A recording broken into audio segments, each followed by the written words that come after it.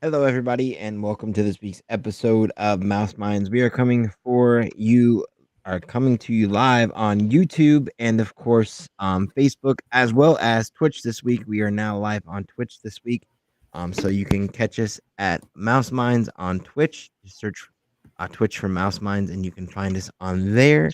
And we do this every week on Tuesdays at 8:30, and we have a lot of interesting stuff to talk about this week. We are going to dive into Halloween and see what it is like on the West Coast as well as the East Coast.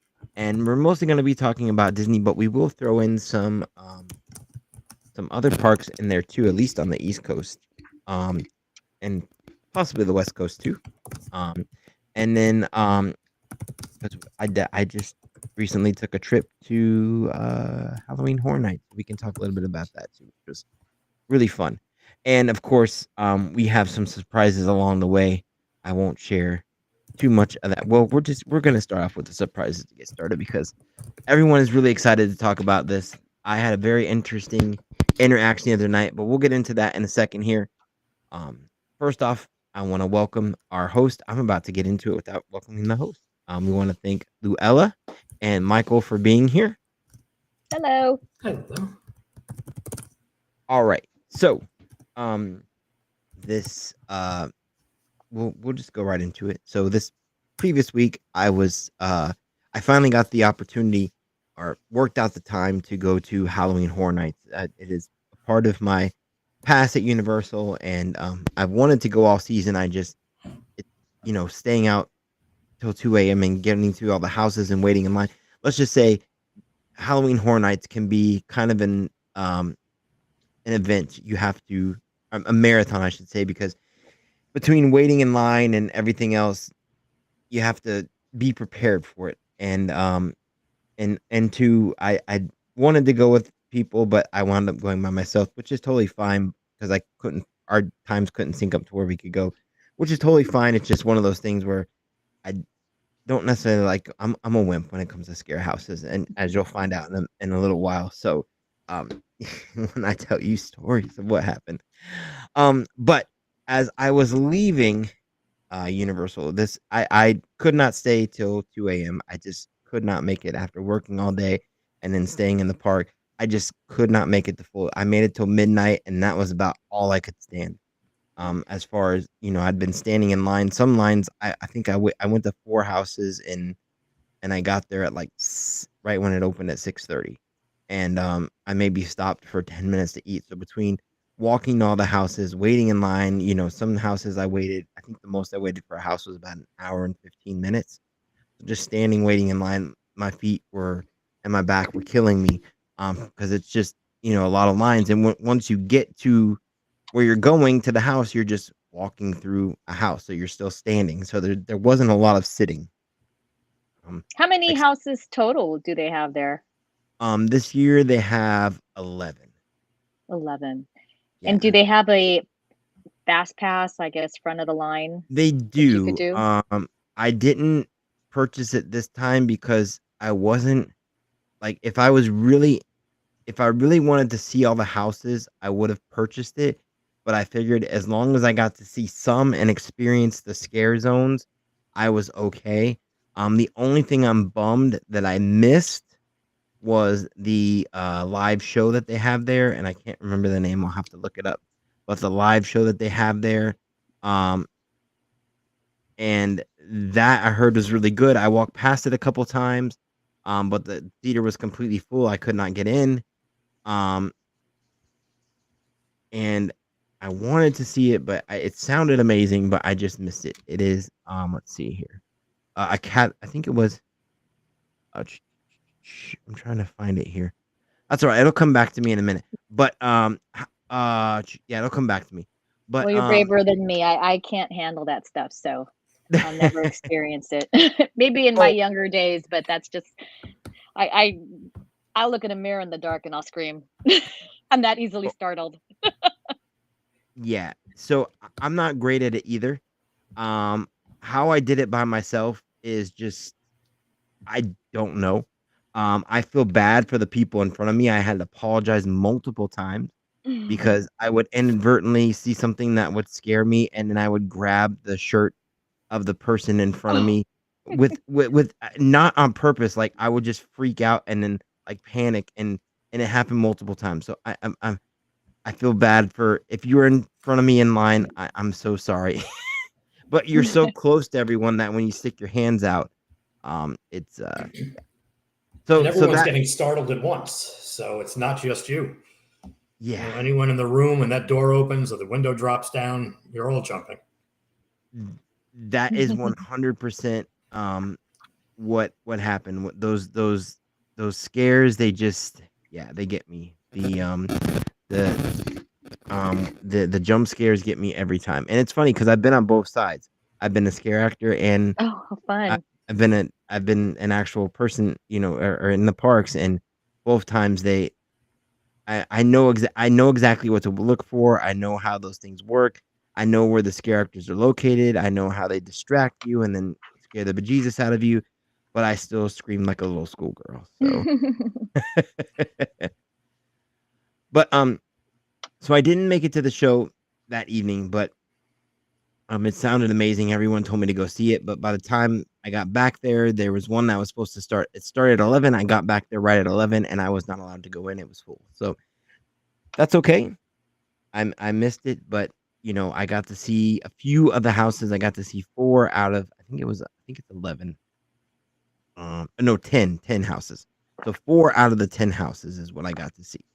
Um, and I saw the ones that I wanted to see, um, which was Ghostbusters. Well, there's really 2 that I wanted to see: Ghostbusters, and then they always have a campy house every year, which is like a not too scary, but also kind of silly at the same time, like B movie, horror film, and that was the Slaughter Cinema, and I saw that one too. Both of them were fantastic. Actually, in the um in the Ghostbusters house, there was one scene where I went around the corner and Slimer was like came out in my face, and I just started screaming and I fell to my knees, and then one of the Ghostbusters popped out and slammed her proton cannon up against the thing there and the wall, and just scared me even more. And I had my hands on my face and I was screaming bloody murder. Like I can't scream on command, but when something is coming at me, I scream. And the guy behind me was like, "What's going on?" I just fell to the ground. There was one point when I went to the Triplets of Terror house, which was supposed to be one of the most scariest ones, and and the same thing happened, but this something, I forget what jumped out at me. I know in the Goblin house this happened too. There was a goblin that jumped right in front of me, and I literally like started screaming and shaking, and I ran back and like backed into the guy that was behind me because I screamed so loud and he wasn't paying attention, and I just walked right into him. Not on purpose. I just involuntary reaction to the terror that was going on next to me. And I think in the Goblin House, that was the one where I ran out. I was like, "Why are we going slow?" I was like pushing everyone out of the way. I was like, "I gotta go. Like, we need to leave. Like, I've had enough." Luckily, I was near the Well, end, so it wasn't you that bad. made the scarers happy because that's what they want to do. And I'm Yep. sure you had a great time, even though it probably scared the bejesus out of you. But Oh, that's why you go.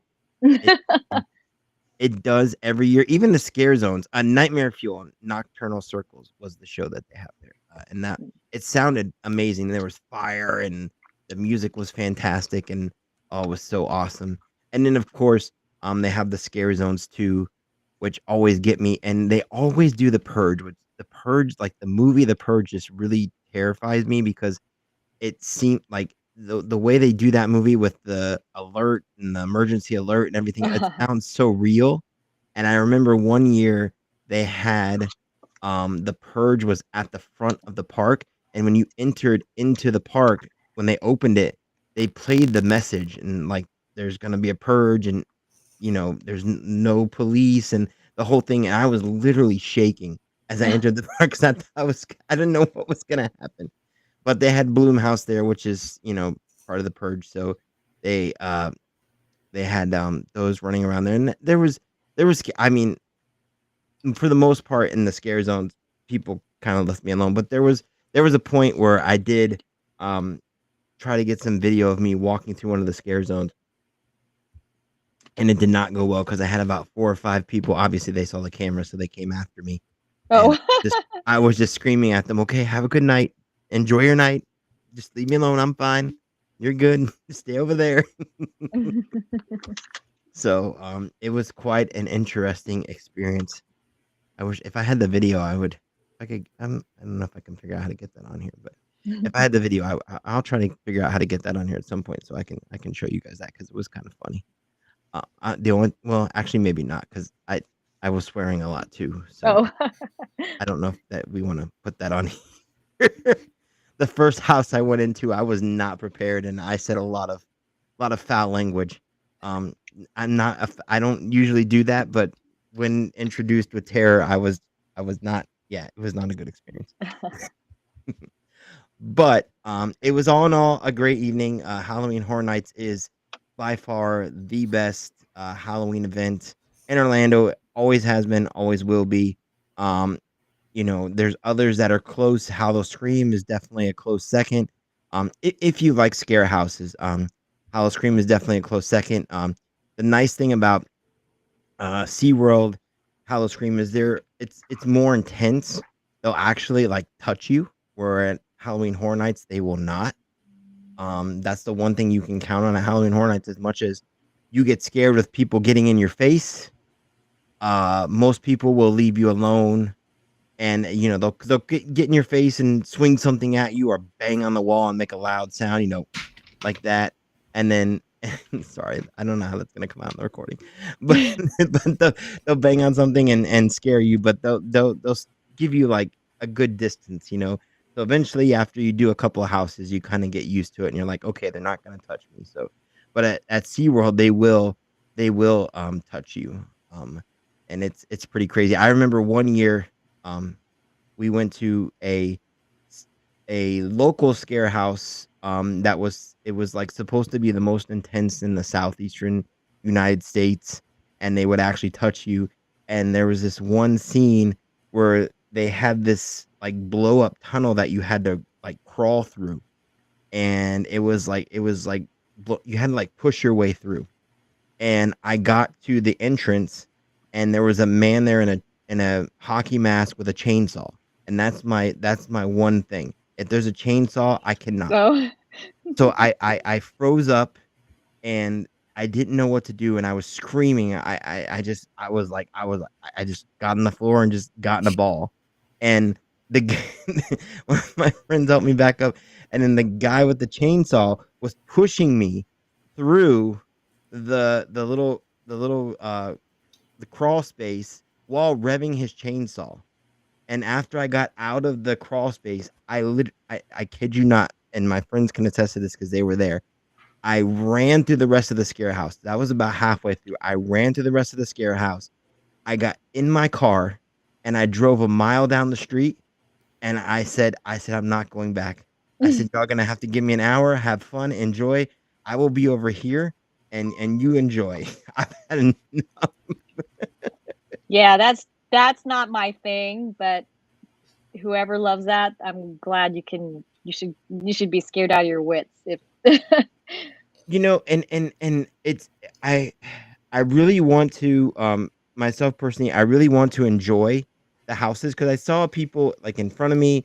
They were looking at the posters and looking at the detail, and these houses are beautiful. They put a lot of work and detail and art inside these things that is just absolutely gorgeous. But I really tried hard this time to take the time to really enjoy what was in front of me, but the jump scares, I could not do it. I could not do it. The Universal must do the same thing out on the West Coast, right? They can't see them missing that opportunity.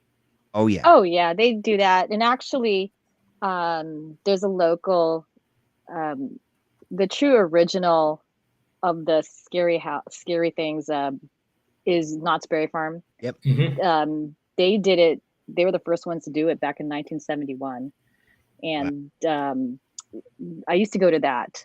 when I was younger and I could handle being scared.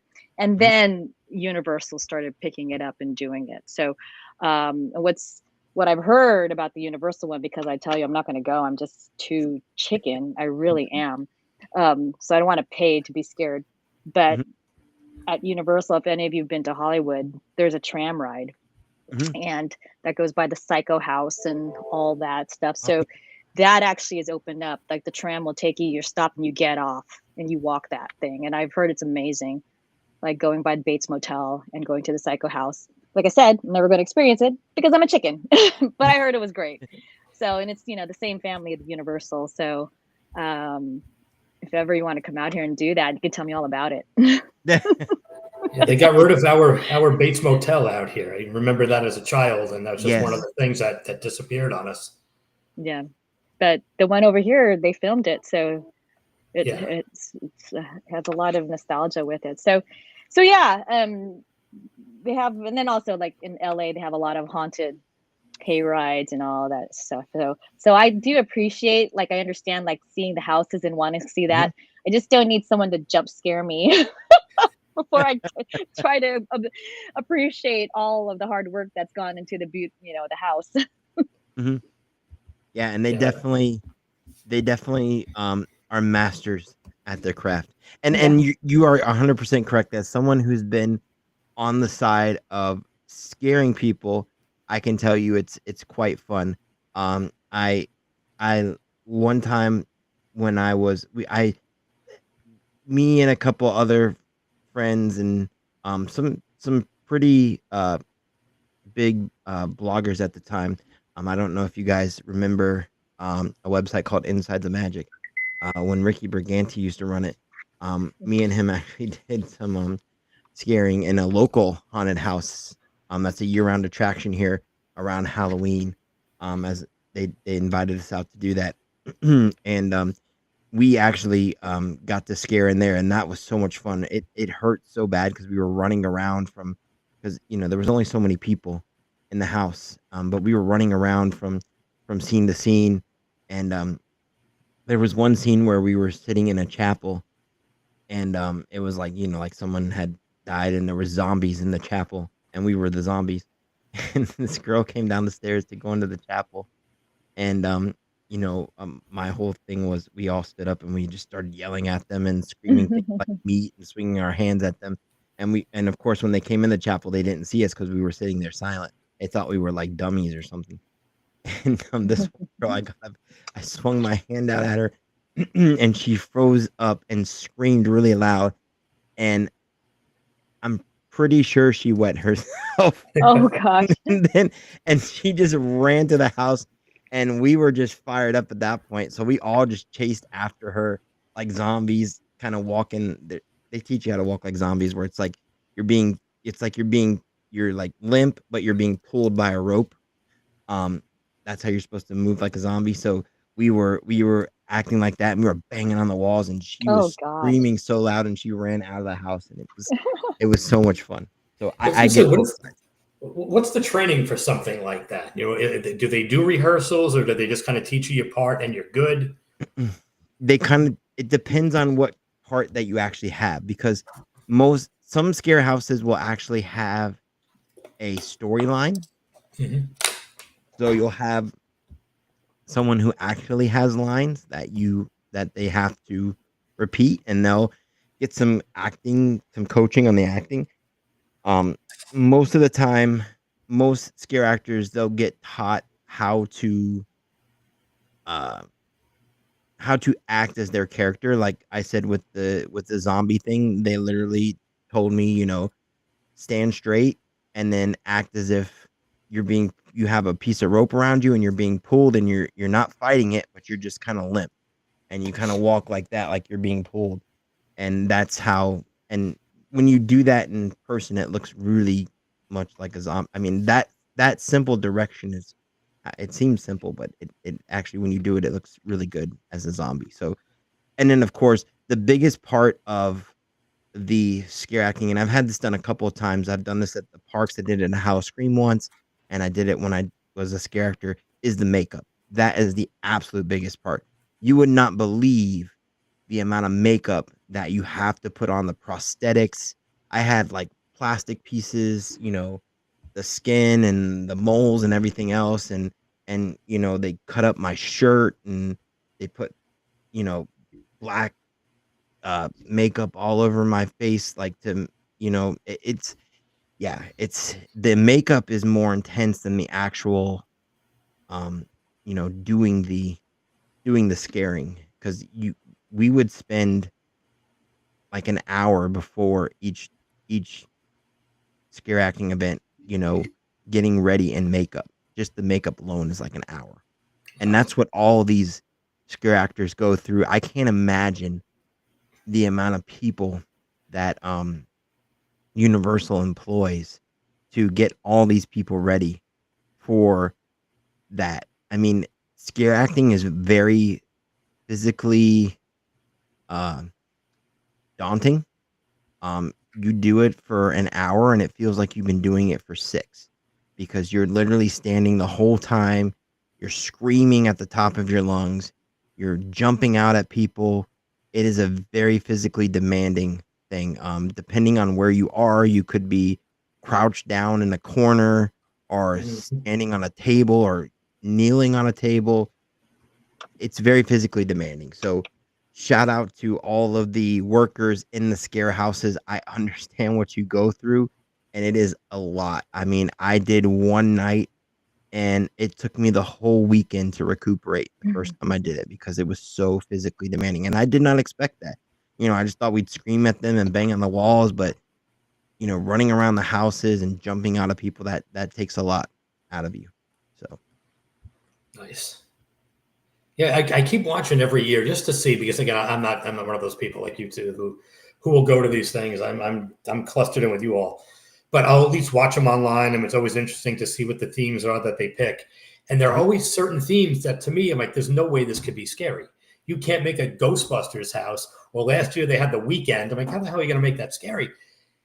They do a great job of putting in the twists that you're not expecting.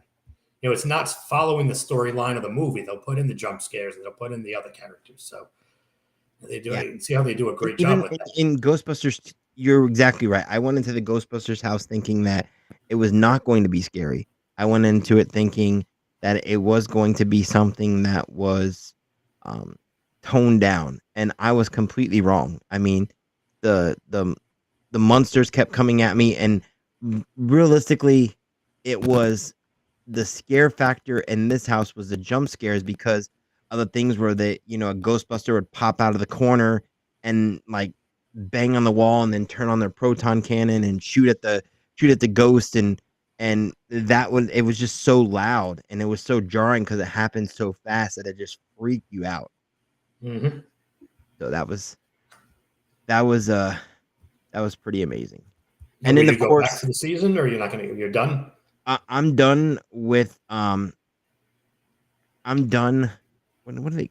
I say proton cannon. I'm not saying the right word for the people are gonna roast me. For what I'm calling the proton pack. Proton pack. That's what I'm thinking of. The proton blaster. People are gonna roast me for not getting it right. I haven't seen Ghostbusters in a while. I'm sorry. But yeah, I'm done with. I'm probably gonna go to Howl-O-Scream at SeaWorld, but not my ticket was only for once, and I've been once. That's enough for me. I don't not someone. I have friends who go every weekend, have the express pass, go through all the houses over, and I can't handle that. And plus two, it opens at 6:30 and closes at 2 a.m. and I maybe when I was 20, I could stay out to 2 a.m. every night, especially after a work day. But I can't do that anymore. I have to sleep at some point. But I am probably gonna go to Howl-O-Scream at SeaWorld. I think I'm actually gonna go not this Friday, but next Friday. So cutting it real close to Halloween. So we'll see how busy it is. But I definitely want to check that out, because at one of the things they have at SeaWorld, which they have at all the SeaWorld parks, is in the scare zones, they have these guys that'll wear these special knee pads and they will chase after you, and fall to the floor right as they get close to you and they have a knife or something in their hand. But because of the knee pads are metal, so they scrape on the sidewalk and they spark. And it makes a really loud sound, and then you see the sparks and they're just coming at you with a knife, and it is so terrifying. They have that Apparently at they have Knott's. they have do a that at whole Knott's, zone yeah. of that. What was that? They do that at Knott's. They when Yeah. I used to go decades ago. Yeah. So you know what I'm talking about. It's Yeah. pretty terrifying. Yeah. You're not thinking about it. You're just walking through, and then all of a sudden, You see the sparks, yeah. and then at SeaWorld, I don't know if they still did it, but they did. They had what they called wimp passes, where you would wear a lanyard around your neck, and Oh, yeah. everyone was supposed to leave you alone. But Yeah. I've heard mixed reactions on that. But Mhm. but I have heard that for the most part they did. But yeah, so we'll see what they have this year. But I'm definitely planning on going. I have some friends at work that after I told them about my experience at HHN, pretty much any time I explain to someone who likes to go to scare houses, I tell them how I react. They immediately ask me to go with them. So Very just fun. for the entertainment value. But moving on from that, so as I was leaving, I did get some of the food at HHN. Of course, the food at HHN, everyone looks forward to it every year because they do have a lot of great food booths. The pizza fries is always the biggest thing that people rave about at Halloween Horror Nights here in Orlando. And it's basically just pizza fries. It's fries with you know, cheese on there, sauce, and then they put pepperoni on there or whatever else, whatever toppings. I think the regular one is pepperoni, sausage, and fries, and then cheese. And it sounds like the most basic thing ever. And why would you get that at a theme park? But it's actually really good.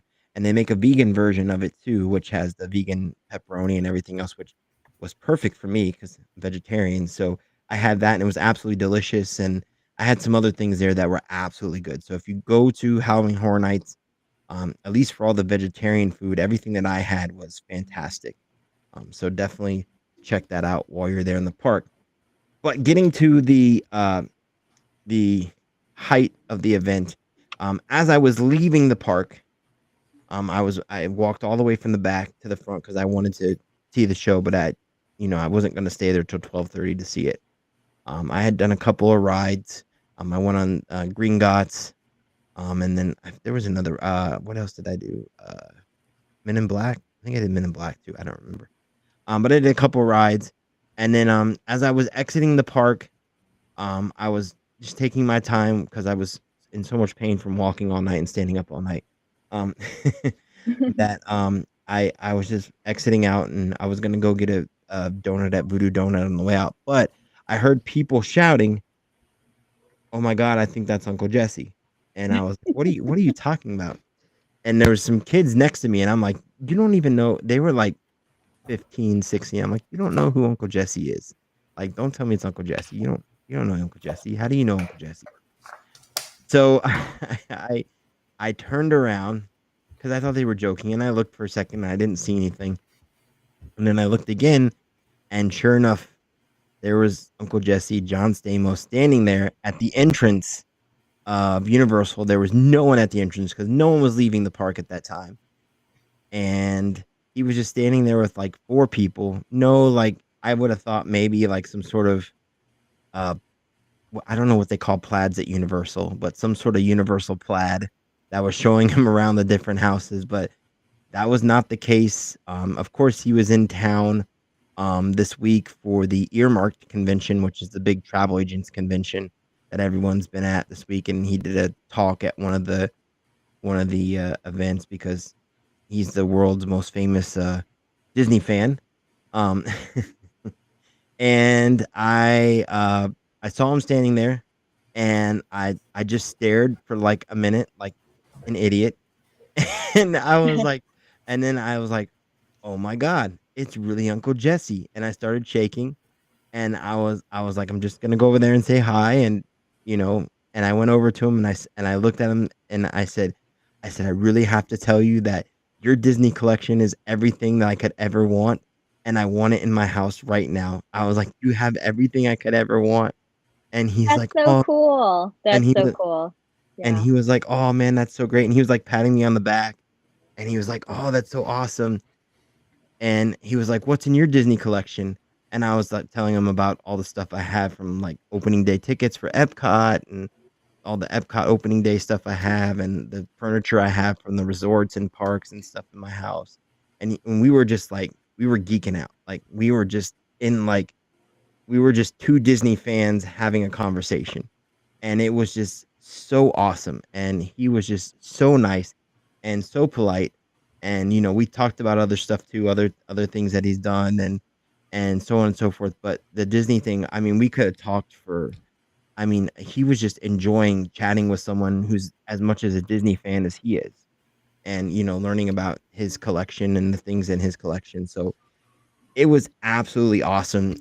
It was one of those situations where I probably could have stayed over there for an hour and just talked to him, and I think he would have been totally okay with it.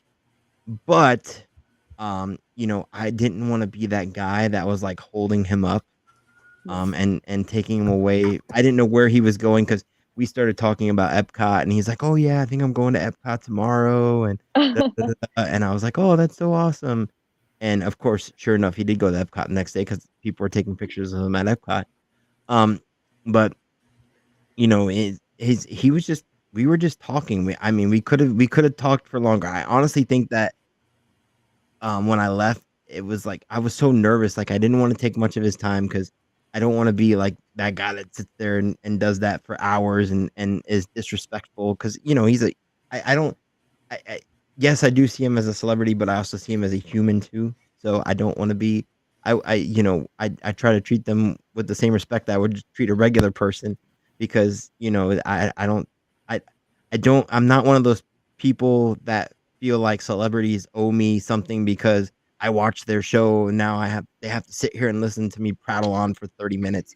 I know there's some people like that, but I'm just not like that. I just wanted to say hi and Yeah, no, I think you did it exactly how you feel comfortable with, and he's a Disney fan just like you, so there's a connection there. And mhm. he asked his thoughtful questions, and you asked his, and it was a really wonderful moment and conversation. And I'm sure he enjoys it just as much as you do, talking about his collection. I mean, he's got the big Disneyland D sign in his I backyard, know. so He's got the Dumbo car, the yeah, cart so or so I mean, yeah. that's true fan. He's from Orange County, so Did it's you notice really who he kind of was there with?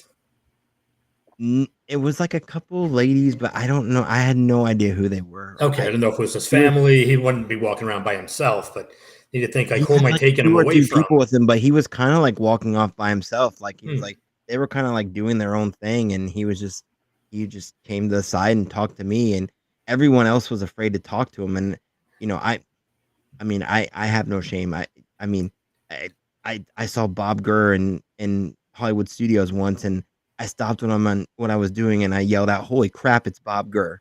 right to his face. And he said, and he freaked out. And he's like, "What? Me? Where's Bob Gurr?" And it was the funniest interaction ever. He's like, "Where's Bob Gurr? I love that guy." And literally, that's what he said to me after I said that to his face. Yeah, I met him at Jock Lindsay's during COVID, and we all had our masks on, so we didn't want to go taking a picture, but we did a fist bump. Really awesome guy. Yeah, he was awesome. So, but yeah, So John Stamos. Go ahead. I'm going to say what sounds nice about John Stamos is that you have celebrities out there who will pay to keep Mhm. people away from them Yeah, while they're in the parks. yeah, Here's a boatload of money. I need back entrance access. I need you to surround me with people. Give me 5 pairs of sunglasses and a hat. I don't yeah, want to hear from anybody. My family and I just want to write a bunch of stuff. Can we close off the park early? He's not doing any of that. He's just there yeah. as a fan too, and he'll talk to people that want to talk to him. So that's a cool interaction. That is 100% how it happened. It's just he just wanted to talk to some. I mean, it wasn't. It was just like two people that really enjoyed Disney, just talking to each other. It wasn't anything more than that. That was pretty much it. And you figure the So poor folks that are traveling with him have been dealing with this all I know. every time they're out. So they're used to it by now. They know he's going to get mobbed and they know he's going to walk off to his thing. So they can't even get when he mad. goes to Disney, because you Michael, have seen all the posts inside the pass holder group. I mean, everyone and their grandmother who could get a photo, and he was just walking around. Mhm. I use this word a lot. No handler, like he's a character in the parks and he has a character handler. But he had no. I mean, he was just kind of walking around, just enjoying. I mean, but yeah, listen. He's a person too. I just went up and said hey, and then let it go from there. And if he didn't want to say anything, then that's fine. I would have moved on, and I wouldn't have been that upset because I understand that he's there enjoying himself, and I just don't want to interrupt his family time. But at the same regard, it was pretty awesome that he actually wanted to talk Disney stuff and was patting me on the back and telling me, oh he told me he was jealous of my Disney collection, which was really cool. I was Think of it this way. If you didn't stop him that day, you would have been on tonight and every week saying, I can't believe I didn't go up to John Stamos. I'm kicking myself for not going up.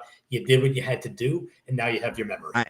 I honestly, like, I'm kicking myself that I've been kicking myself ever since the interaction, because it's like one of those things where, like, you think about like all the questions you could have asked him, and I think about all the things like, oh man, I wish I would have asked him this, and I wish I would have asked him that, and oh my god, why didn't I ask him this? And like I've been going through that in my head, like, oh, it would have been so cool. I was like, I hope I run into him again. How long is he staying at the parks? Maybe I'll see him this weekend or something.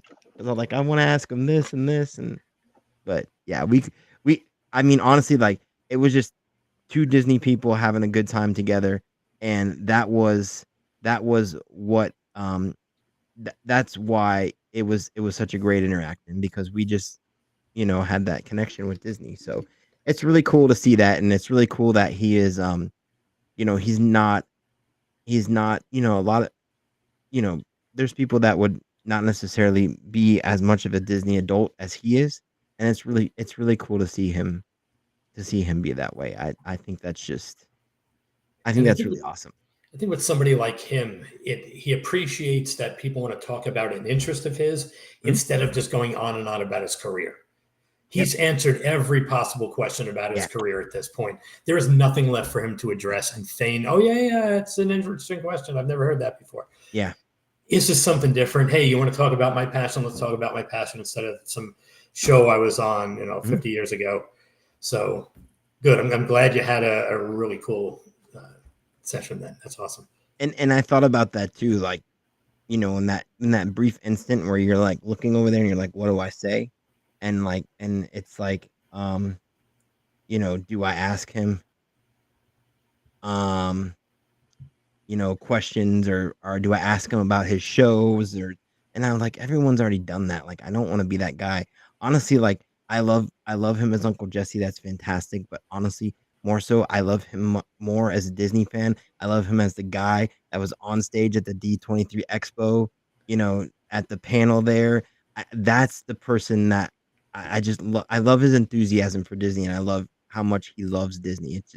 It's awesome to see a celebrity like that. I think in a way, for us as Disney fans, this may sound maybe not the right way to think of it, but it's almost kind of validating to us as Disney fans to see a celebrity who is as big of a Disney fan as we are, who would, I mean, if I could have the Disneyland sign in my backyard, I would have it too. I'd have the Walt Disney World sign in my backyard. I'm totally that person. I would do the same exact thing if I was John Stamos. We would be the same person.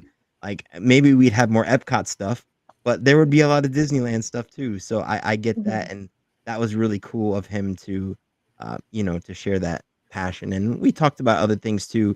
His appearances on the Howard Stern show and things like that, because I really like him on there as well. And he's a big fan of that show too. So we talked about that and all kinds of other stuff. So it sounds like you talked about a lot of things, honestly. Yep. Yeah. So now that I'm saying it, it sounds like a lot more than I actually thought it was. But you at least gave him a discussion instead of an interview. Yeah. The way a fan would, hey, tell me about this, or can you answer it? Yeah. Yeah, he's just talking. He's there riffing about things he likes to riff about. So nice.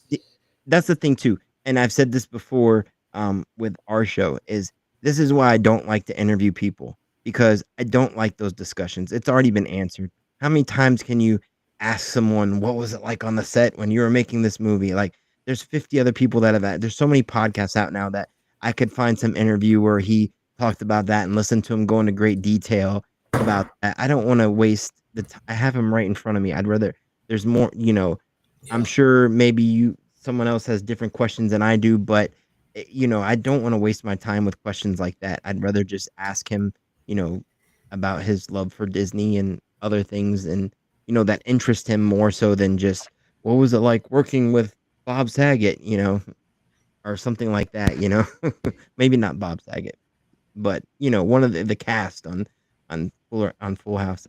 Sure. But I can't. No. But yes, that was my experience. Like I said, if I ever see a celebrity in the parks, I am not afraid to, at least get a picture. That's another thing too. He saw me going for my phone in my pocket. I wasn't going for a photo, but he saw me going because I was going to check a text, and he grabbed my phone. He said, "You want a photo?" And he grabbed my phone, like almost out of my pocket, and said, "Here," and then took like 4 photos on my phone. And Awesome. yeah. And sometimes celebrities are they're like, they're like, I don't know, I don't want to take photos. I'd never ask for an autograph because I think autographs, I mean, there are people that collect those, but there's also, I feel like a lot of celebrities feel like, oh yeah, they signed something and then an hour later it's on eBay. And I don't want to be that person. So no, I would never do that, but I just don't like that interaction. I know, I think Michael, I don't know. Do you have signed stuff on your wall back there too, right? Yeah, but I mean everything, and even But on my you website collect it says I am not selling, any of these exactly. things. Yeah. I was on a blind date in Manhattan at the old restaurant Mars 2112, like the originator of Space to whatever the heck it is in Epcot. 220. 220, which is coming up, right? And I'm sitting there, and there's all this commotion going on behind us, and we're looking. I can't really see who it is. And the girl I was with, so I'm going to go to the ladies' room. So she got up to look, and all of a sudden, the guy taps me on the shoulder. "How's the burger?" It was Brad Pitt. Oh my God. Yeah, he's like, "How's the burger?" I was going to get the burger. He was there with some of his kids, and all these people making a commotion. And me, Mr. Autograph guy, I'm from New York City, too cool for the room. I didn't take a picture. I didn't get the autograph. And now, same deal. I'm kicking myself going, why didn't you just grab a menu and have the guy sign this for me? Yeah. So. That's awesome. I mean, I'm not against, like, I don't think that, I'm not against like people getting autographs. It's become such a situation where I feel like when you ask for an autograph, celebrities are kind of like, they're kind of iffy about it because, they're afraid it's going to just someone's going to put on eBay. Right onto eBay as soon as I leave. Yep. So even the letters that I write, they are mainly handwritten, and I always talk about, I make it very personal so they know this isn't going anywhere. But you're right. But honestly, I mean, what do we get a autograph for anyways? Just proof that we met that person. So for me, a photo is just as much proof as an autograph. So I'm perfectly okay with that. Yep. But yeah, that was my night in a nutshell. That was my Halloween Horror Nights experience. It was terrifying in many ways.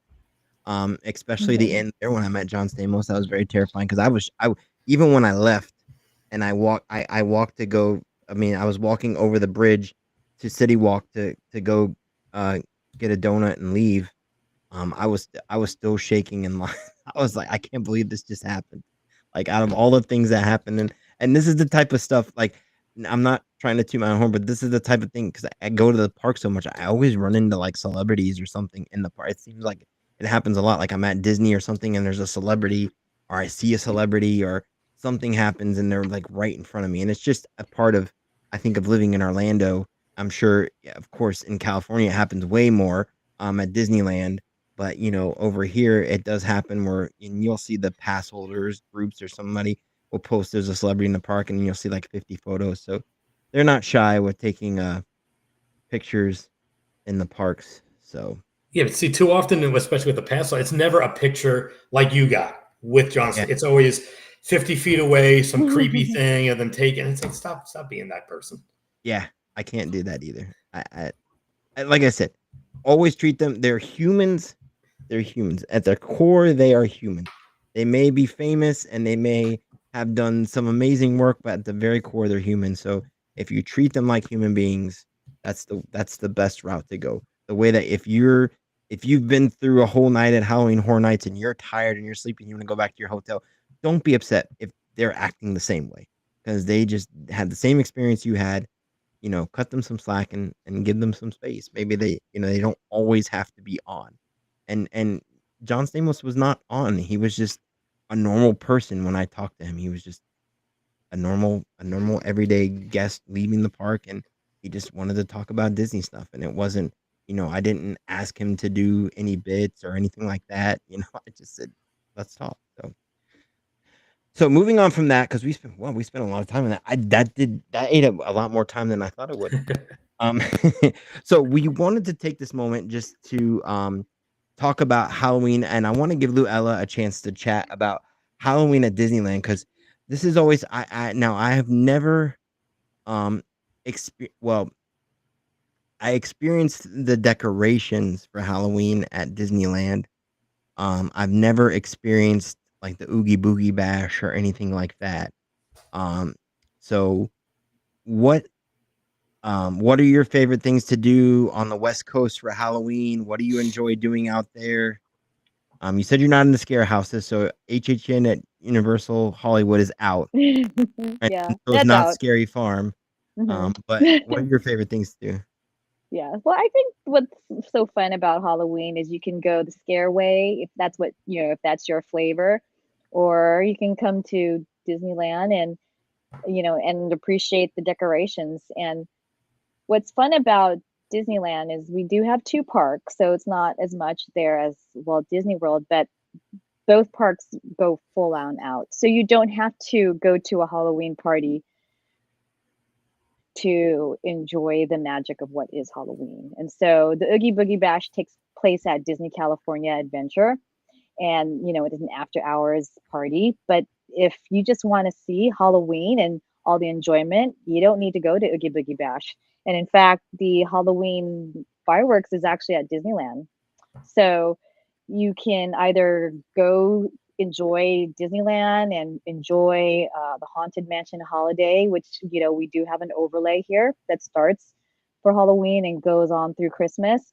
Enjoy that. You can see all the characters dressed up in their Halloween finest, and honestly, I think they change costumes every year, so I try to go see them. You can watch the fireworks at night and with projections, take a picture with all the pumpkins, and there's just so much to do. They have a pumpkin kind of challenge, and it's an extra $10. You get a little prize after that. You can take a tour, and they talk about like a guided tour, talk about all the decorations. So you don't necessarily have to do Oogie Boogie Bash. And like I said, like for me, I did it before, but it's just not like my kids are older, and even when they were younger, they fell asleep at 7, so it wasn't financially like the best thing for me. But what's great about Oogie Boogie Bash is that's your time to dress up as a costume, because as an adult we can't, so we're not supposed to dress up at the Disney parks. And so that's a fun way to do it. You can trick or treat and candy and meet some very rare characters. But if that's not something for you, I mean, even Disney California Adventure has like the Cars characters, they dress up in amazing costumes, and you don't need to go to the party to see that. They change Guardians into Monsters After Dark, and there's just so much fun. So, and then of course there's always your wonderful limited time magic, popcorn buckets and foods. And then something that we do over here, I'm not sure if they do it there at Walt Disney World, is we celebrate Dia de los Muertos, which is right after Halloween. So, which kind of goes in line with Coco. what was that, right? Coco. So I mean, it's a lot of fun. So it's something, if you want to come out and experience, gotta come early and experience it before they transition to Christmas. Now, do they do the special fireworks every night, or is it only certain nights? I would say it's only Mhm. certain nights, because Disneyland is Mhm. in the city, is in Anaheim. There's a city surrounding it, so it I'm not quite sure, like, right at the moment. I could probably look Or and even the see, but projections. Is this something that they allow yeah. everyone to see, or is it only on the nights of Oogie Boogie? Or Oh, no, because like I said, it's in a Mhm. different okay, park. Oogie Yep. Boogie's at Disney California, and fireworks is at Disneyland, so okay, projections are at okay. Disneyland. Yep. And they Yeah, out here do you have to pay if you want to see anything cool. So exactly. Yeah, so that's what's kind of fun. And I used to always wonder, like, people here who've been to Walt Disney World, they're like, "Why don't you have a Christmas party?" And I used to think to myself, "Why do you guys want to pay when it's all right, included in your Yeah. ticket?" that's what I'm You know, asking. Sure. Yep. you know. So, but yeah, Oogie Boogie's at DCA, and so fireworks are at Disneyland. Yeah. Oogie Boogie is at DCA. They do the fire and they do the projections up and down Main Street too, right? Yep. Yeah, yeah, and that's at Disneyland, so no added private party Yeah. costs. So yay for everybody else. Well, I guess at Walt Disney World, when you have so many different people coming, unlike Disneyland, where it's the same 20 people showing up every night. So, there's no incentive to go buy. But then maybe I do want to go to Oh, Oogie Boogie because I've seen this yesterday and I saw it the day before. So give me something new to see. So yeah, I'll pay for the party. yeah. So like right now, actually, I'm looking at Mhm. the app. There's a fireworks at Mm. Oh, nice. 9:30. So it's not on the week, just on the weekends, but it is getting close to Halloween. Right. So they're So picking up. it could be that as well. Yeah, that they're probably amping up because of Halloween is around the corner. But you're right. That was one thing that I did notice the first time I went to Disneyland was like, why is there not fireworks every night? This is Disney. And I was like, oh yeah, we're in the Oh, I city. will say this. Yeah, we're in a city, and if I don't know if you are aware, but they release like white balloons right before the fireworks, and if it's too windy, those balloons move. There's Mhm. no fireworks. You The weather dictates a lot of whether there's fireworks or not here, because Yeah, you we're don't in a want city. somebody's roof to accidentally catch fire because of embers blowing. So it makes sense. Gotta be Yeah. safe. They don't have sprinklers on the roof like they do at Disney. Actually, I don't know. I don't know if they have that. I know they have it at at Magic Kingdom. I don't know if they have that at Disneyland. I think they have to. They have to have sprinklers on the roof. I think I remember sprinklers on the roof. I don't know. I know they do that at Disney World. You'll see it just start pouring water over like the castle will start leaking, and it'll be clear as day out. And then it's the fireworks. They put the water up there. But tell me about Walt Disney World with the Halloween So decorations. Walt Disney World is gorgeous for Halloween. The Mickey pumpkins around the park are absolutely fantastic. Although, you have to pay to go to the Halloween party, which is, to me, like a lot of things that at Disney World feel like it's an opportunity to get people to pay for something extra, and they'll pay it because most people that travel to Disney World are the ones that are traveling their once a year, twice a year trip. They're not necessarily locals that are coming to the parks like in California where that's the main pass holders are your bread and butter out there. So the parties are have gotten pretty pricey over there. There was a time when um many years ago, probably like 14, 15 years ago, where it was reasonable enough price wise to go to the Halloween parties kind of regularly. Mhm. There was a moment there where um there was what was that card game that they had at Magic Kingdom? A Sorcerers of the Magic Kingdom. And I remember that. I love that. Yeah. people were going to the parks and they were giving out special cards just Mhm. for the Halloween parties. And people would go the first night, get the special card. They get a bunch of them and like 5 or 10 of them, and they would sell them on eBay, and it would pay for their parties for the whole season. Like it would just cover their costs. They would never have because they just sell these cards on eBay. So that was an interesting time, but at the time it was like I said, it was a lot cheaper to go to the parties and more a lot of us locals went to the parties a lot because of the fact that it was a lot less expensive. You got candy, there were shows. It is worth it to a point. Now if you're spending, I don't even know what it is now. I want to say it's like $150 to $200. Yeah, 169, 179, Yeah. 199 on the wrong nights. Yeah. So that's a lot you got to give me a lot. There's trick or treating, which a lot of people do. They always gravitate right towards the trick or treating because, I guess people figure that's how they're going to get their money's worth is if they leave with a huge bag of candy. But, and I've been that person too. I've walked right into the Emporium and said, give me the largest bag that you have. And then they'll give me this huge bag and I go to all the treat trails and this thing will weigh like 50 pounds and I'll be lugging it around all night and I'll get home and I'll eat like a handful of candy and it'll sit there for the whole year and I just will never touch it again. You can go to Costco and for $50 you can get more candy than you're going to get there. Exactly. Plus you're not flying home with it. You got these people flying home with free candy. I'm like, really? This is what you chose to do? You're flying home with free candy. It doesn't make any sense. I was back in the day, like you were saying, like it was approaching $100 and I had to really justify going. Yeah. Like I used to pay $59, $69. I'm like, all right, with the DVC discount, all right, I'll pay the $69. Now it's $100 more than I was paying on a high end back then. And let me ask you this. Does it sell out though? Does it sell out? It's the Disney sheep that like I'm going to go anyway. It's a huge money grab at the end. It sells out here in seconds. It sells out, and so it's a money grab because you're not. It's the same over songs. There, I think over there it's justified because they keep updating the shows. Yeah. They know what they have to do to keep it fresh for the locals to enjoy the show. Out here, it's just the same stuff over and over again. Once you've seen the Mickey's Booty You parade one time, you don't need to see it for another 10 years. It's the same. And they haven't updated it for 10 years. Same thing with Christmas. Yeah. Once upon the shows are pretty much the same too. They don't really change out the shows either. It's the same shows every year. It's just that if you want to be in the park and see their shows, and even the fireworks, you can see the fireworks from Contemporary or somewhere else. They do the perimeter fireworks for that. So it's the fireworks around the park, outside the park, on the sides, as well as, where they normally shoot them.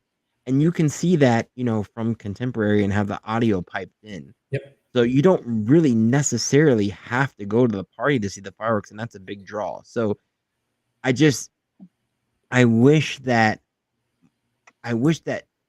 maybe Epcot would have another park would do something. Exactly. I think Epcot would be a great park. It doesn't have to be Halloween themed. It could be fall themed. Fall would be nice. I know they try to do some fall stuff at Disney Springs. And that makes sense because they're trying to get people there to shop. You got to give them a reason to shop. It's a free park. You got to give them something. But all the things they do at Disney Springs are nice, but there's no substance to them. They're just basically something, like, I don't want to say lipstick on a pig because it's not, Disney Springs is gorgeous, but it's like just something they throw an overlay real fast to get you to go down there and shop. And then that's it. And then, it's not, there's no, like the tree trail they do for Christmas. They put a bunch of Christmas trees out and then that's pretty much the only thing they really do at Springs. There are a little other things here and there, but that's like the big draw is that. So you got the fake snow now. Yeah, they got the fake snow too. Yeah, that's true. See, Epcot would be a little harder because it's right in the middle of Food and Wine, and the very last thing you want is another reason to pack people into True. Epcot. That is true. You do it at Hollywood Studios. Now you can bring out some Rare Villains characters. You can have. That's true. You already have Vampirina in the back if she were Vampirella, whatever. If she's, if you remember correctly, I believe the one year they did the villains party and they did the Halloween party at the same time. Yeah, and there was a separate line. I remember that. And the villains party bombed. The line to get refunds on the first night was like 2 hours long. That was Jollywood Nights all over again. At at the front guest relations, and there were so many people asking for refunds. I didn't think it was that bad, but I mean, who knows? But I will agree. Mickey's Not So Scary is an awesome party. Is it worth $160? No. What do they charge you out there for Oogie Boogie Bash? It can't be that as much as Oh, that. it's all time based. So, for example, if you go in August, it's because Halloween in August, that's the lowest price you're gonna pay, Mhm. like a 134. But if you're going Halloween night, it's 190, 189. That's a lot, So, um, I think it's just kind of like, what do you find worth it? Mhm. I like I said, I don't. For me, not anymore. It's not worth it for me anymore. But what I love is I can still enjoy all the aspects of Halloween. And like I said, the fireworks show is at Disneyland. You don't need to pay for that. Yeah. So I you think can the still only thing enjoy, and it's an amazing fireworks with projections. So I think the only after hours like paid event that would really interest me, are the ones that I've seen at Disneyland that would really interest me, would be like when they did those specially themed parties. They had one for like Disney Afternoon, and they gave yeah, out 90s fanny packs like that. That's a no-brainer. yeah. You could charge me $200 for that, and I would go just to relive my youth at Yeah. at And Disneyland. Like, they changed those, but yeah, like I said, it's a different audience here. yeah. They're trying to get these locals to Mhm. come, and so that's, And I think, a good way to join it. But Halloween's popular. Like I said, our parks at these price, our parties sell out in seconds. I'm always shocked what people are willing to spend on top of whatever it is. even trying to get the locals in, special events like the ones that are running out by you have a built-in audience right there. Yeah. These are people Yeah. who, the nostalgia factor is Yeah. huge in the Disney community. And You you're got going your to get John people to do that. Stamoses and Yeah. Vanessa Bryant's and Yep. Right. And then the ones out here, there's no appeal outside of like free candy. I keep seeing all these posts. Had a fantastic time at the Halloween party yesterday. What was fantastic? What was different about it that it wasn't another night at the Magic Kingdom? Yeah. There's nothing so special unless you you can be online for a half hour for these candy trails. They're ridiculous.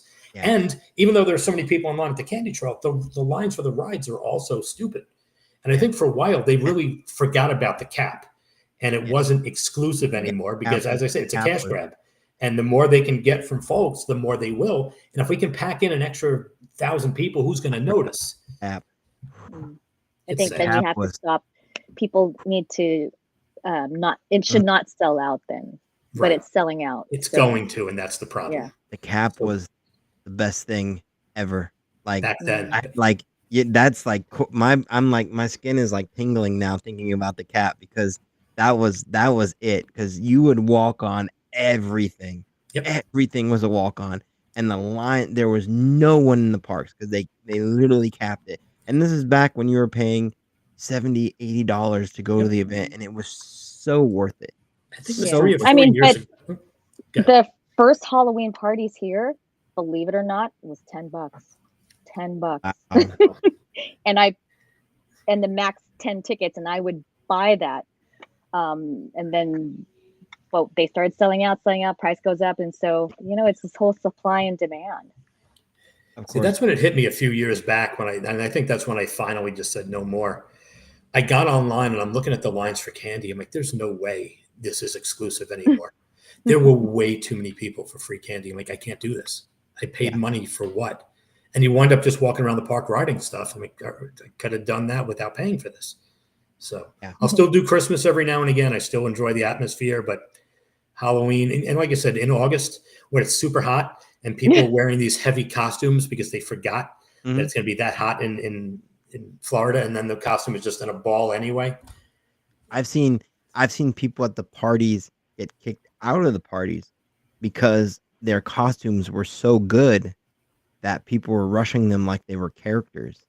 And I've seen security, as I saw one year, it was Peter Pan. Someone came in dressed as Peter Pan and was just spot on Peter Pan, like better than a Disney Peter Pan.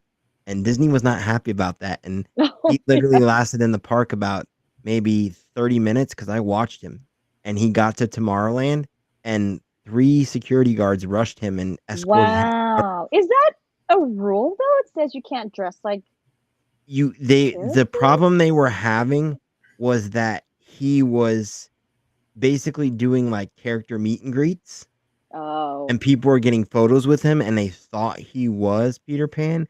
And obviously Disney Okay. has to protect their IP, so they don't want, they Okay. don't. He's I'm gonna say it. I don't recall there being a rule that you can't dress like a Disney character. there is there. It depends on like if you just wear if you do like the Disney bounding. I think this is where Disney bounding actually got started, was because of this. Because But I guess it's because people were trying to take pictures with him. Maybe if he would say no, I can't take pictures, they would no question. But I don't know regular if it was people ask that, for but I think it was pictures. just it was that, and it was just people were mobbing him. I think they would have kicked him out regardless because of the amount of people that were asking him for pictures. Even if he would have said Okay. no, they still would have been like, and then if he's saying no, then he looks like Peter Pan is saying no to the guests. So all it takes is someone with a camera to say, "Well, Peter Pan Okay. just told me they can't get pictures with him." So I could see where there's an issue there. I mean, like most people when they do cosplay at Disney, they do the Disney bounding, which is they wear the same colors as the characters and their outfit, but they're not, they're not like a full-on copy. And the Peter Pan that I saw was a full-on copy. It was honestly better than. Okay. Yeah, so I can kind of understand where they were coming from on that one, but I'd Okay. never seen anything like that before. But yeah, but at the other parks, they don't. You could go dress up at any of the other parks, and they really. I mean, well, no one really dresses up at Halloween Horror Nights, but I saw a couple people. But like, if you go to like SeaWorld when they have the Spooktacular for the kids, you could dress up for that. I've done it with my daughter before. Just something stupid like a pizza costume or something. I guess Nothing the crazy. ultimate rule is just don't do it better than Disney. It's the same thing with the women in the princess costumes, and they've really just said they have to protect their IP and they have to know what's going on, and they say do not take pictures with guests. Yeah, I've seen that too during regular days too, where people come in dressed very much like the princesses, and security, stops them and tells them to stop like taking pictures with people. So I that is something that I've seen. I think it's an actual rule out here that you cannot, adults can't do costumes during Mickey's Not So Scary. I think it was rule for a while. Yeah, I'm not sure on that one. I'd have to look that one up. But yeah, so Mickey's Not So Scary, that's our big thing, claim to fame here, of course. We have the nice thing about Orlando is we have a lot of other events all around town to go to between Halloween Horror Nights, between Spooktacular at SeaWorld, which is perfect for the kids because you basically buy a day's admission and you get that included, and you can go trick-or-treating all around the park. They have a full section, and they'll give you plenty of candy. And the nice thing about SeaWorld is, oops, did I just click on them? Sorry. I don't know what I did there. The nice thing about SeaWorld is with their treat trails, they really focus on being sensory friendly. So if you have anyone in your family with autism, they have designed the treat trail to be very friendly for that. That's one of their big things that they did when they built Sesame Street Land was put the placards everywhere for autism and the different sensory things and stuff like that. So that is a big thing that they do with the treat trail too. So they make sure that everybody can enjoy the candy trails, which is really nice. It's really nice to see that. But they do a great job with that, handing out candy. And of course, when it switches over tonight, then they have their Howl-O-Scream event at the park there. And of course, Busch Gardens has Howl-O-Scream too. So we have a lot of nice events in Orlando, which of course you have a lot of nice events in LA too. Over there, isn't there like a big haunted hayride over there somewhere in LA that they do too? That's There's really so much haunted hayride, haunted car wash, haunted everything. Yeah. But yeah, like I said, I can't. My heart can't take it anymore.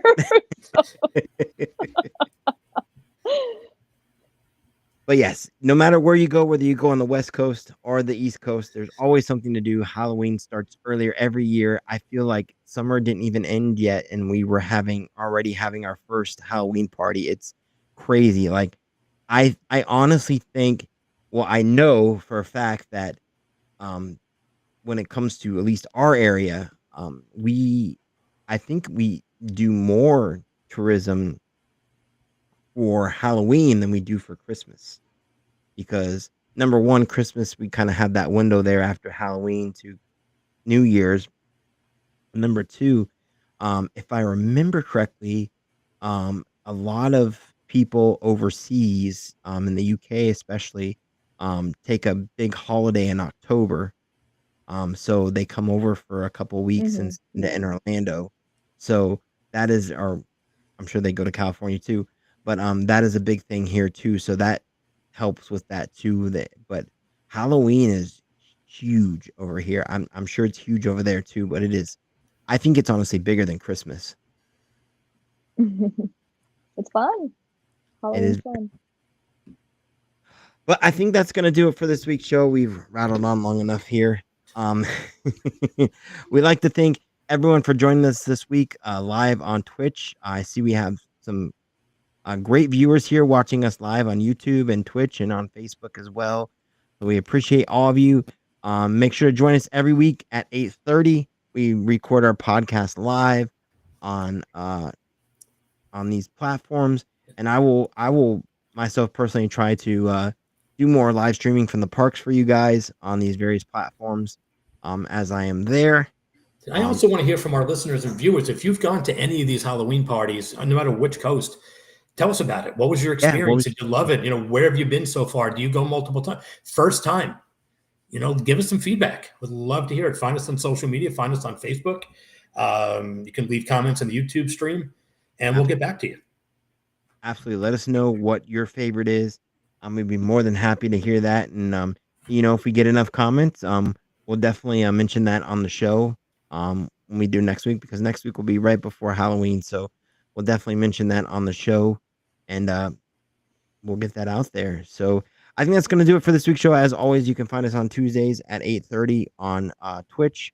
Just search for Mouse Minds on Twitch, YouTube, and Facebook. And then, of course, you can find us every Friday on your favorite podcasting platform, whatever that may be, whether that be like Apple Podcast or Google Podcast, whatever podcasting platform that you use. We're on all of those platforms. You can find us there. Podcast gets released every Friday at 5. It's more of a condensed version, not just a free-form talk at this, because I actually do edit it a little bit there. So that is awesome. And we thank all of you for joining us this week. It's been an absolute pleasure talking with you, Luella and Michael. I always enjoy this time so much sitting with you guys and just talking, because like the whole experience with John Stamos is just fun talking with people that really enjoy Disney. So as much as I do, and don't look at me like I'm crazy, because this is my 5th time this month that I went to Walt Disney World. Because they're doing it just as much as I am. So, do you guys have anything to say before we close this out? No, just enjoy the parks. Well, we definitely thank you guys for joining us. And yes, like Luella said, enjoy the parks. Whatever you're doing this Halloween, make sure that it is safe, and I hope you have a lot of fun. And of course, we'll be back next week. And until then, like I always say, if you can dream it, you can do it. So do it this week.